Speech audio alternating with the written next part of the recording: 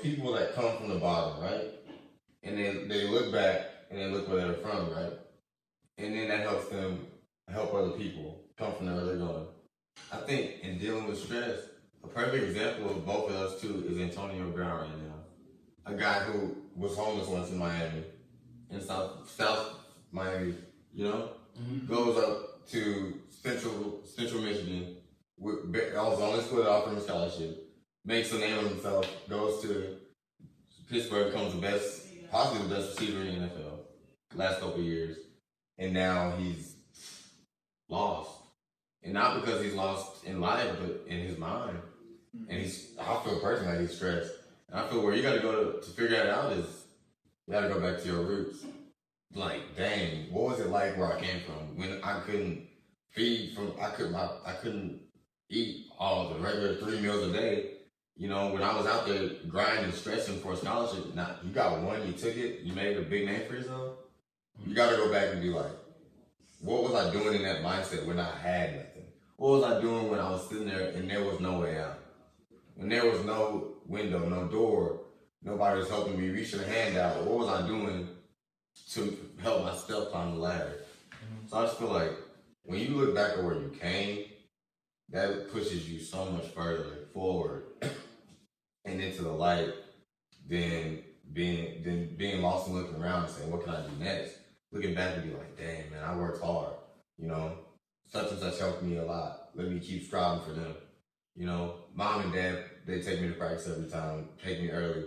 They keep me late. Dad comes home, he works 12, 13 hours a day, comes home and still plays catch with me. You know, that's big. That's huge. That's big. And I just feel like you look at those people around you that sacrificing their time and money for you, and you look at something they pushing you, and you get up at 5 a.m. and go work out.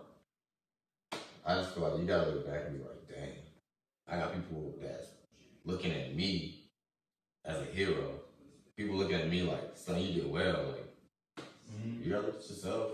Yeah, I got two things how I deal with stress.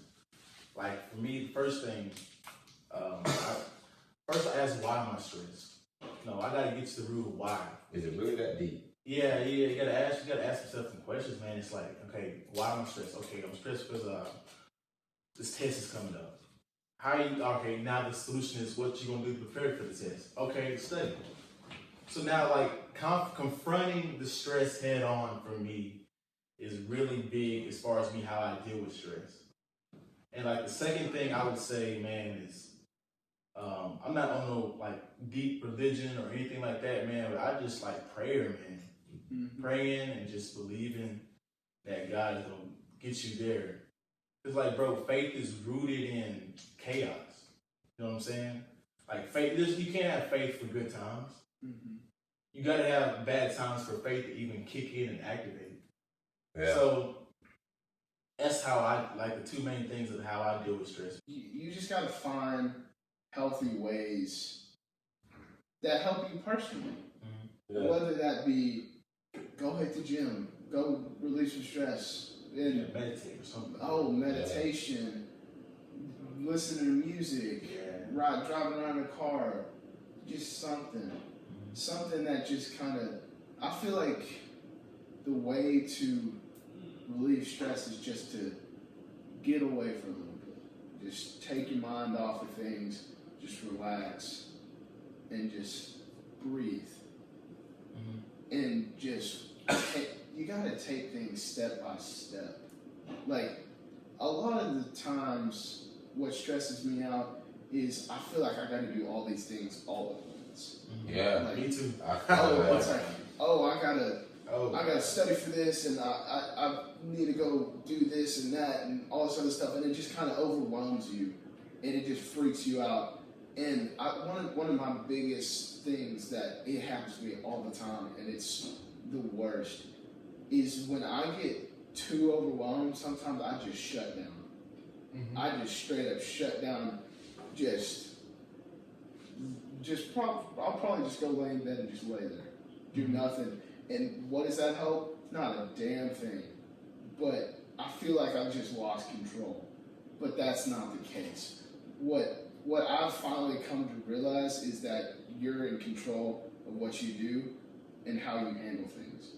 And so if you just take that time to just breathe, to think, and just settle things out. Just like, all right, here's the steps I'm going to take. I'm going to study for this for an hour. I'm going to go do this homework. I'm going to go to this organizational meeting here. I'm going to do that. You just got to plan stuff out. You got to take it step by step. We're humans. We can't do a million things at one time. You got to prioritize and take step by step.